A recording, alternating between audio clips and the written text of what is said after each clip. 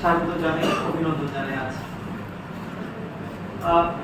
বাঙালি বীরের জাতি, এটি কাগজে কলমে বীরের জাতি নয়। এই যুদ্ধে যারা প্রাণ দিয়েছে, যারা জীবনে ঝুঁকি নিয়েছে, তাদেরকে ফুল দিয়ে সংবর্ধনা দিয়ে কতটুকু প্রতিদান দেওয়া যায় আমি জানি না। এই সাগর পাড়ি যদি ঝুঁকিপূর্ণ হয়, তাহলে এই সাগর আমরা কতজন পাড়ি দিতে পারবো আমরা জানি না।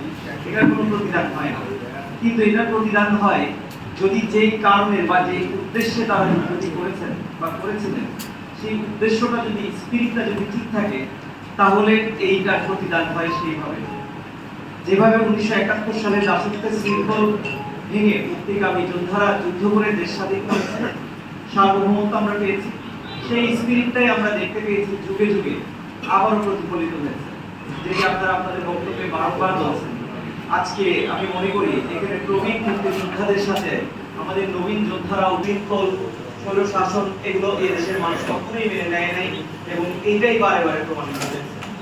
এবং আজকে এই প্রবীণ এবং নবীন নিয়ে এই প্রথম বাংলাদেশে এরকম একটি অনুষ্ঠান আয়োজন করা হয়েছে, যেখানে আমাদের প্রবীণ যোদ্ধাদের সাথে সদ্য রক্ত দেওয়া নবীন যোদ্ধারাও আমাদের সারা দেশের বিভিন্ন উপজেলা জেলাতে আজকে একসাথে মিটিং করছে। আমি মনে করি এই অভিজ্ঞতার সমন্বয় এবং শেয়ারিং আমাদের পরবর্তী ভবিষ্যৎ প্রজন্মে একটি ভয়ঙ্কর হুঙ্কার দেয় যে এইরকম বাংলাদেশ কখনোই আর ফিরে যাবে না, এবং বাংলাদেশ সামনে এগিয়ে যাবে। এটি ভয়ঙ্কর হুঙ্কারটি, এবং আমি মনে করি এই প্রবীণ যোদ্ধাদের সফলতা আছে, তাদের স্পিরিটটি নবীন যোদ্ধাদের মধ্যে ছড়িয়ে পড়েছে।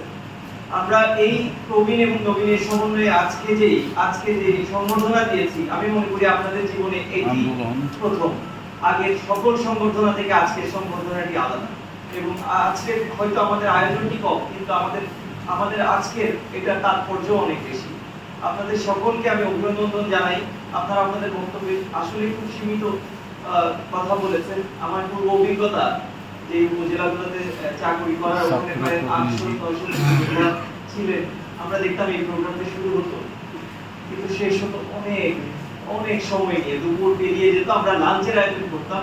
তো আপনাদের প্রশাসনই আছে, কিন্তু আমরা অনেক দ্রুত শেষ করতে পেরেছি, কারণ এখানে বীর মুক্তিযোদ্ধাদের সংখ্যা কম। এই কারণে আমরা আপনাদের সকলকে ধন্যবাদ জানাই আমাদের এই স্বল্প সময়ের মধ্যে অনুষ্ঠানটিকে সফল করে দেওয়ার জন্য।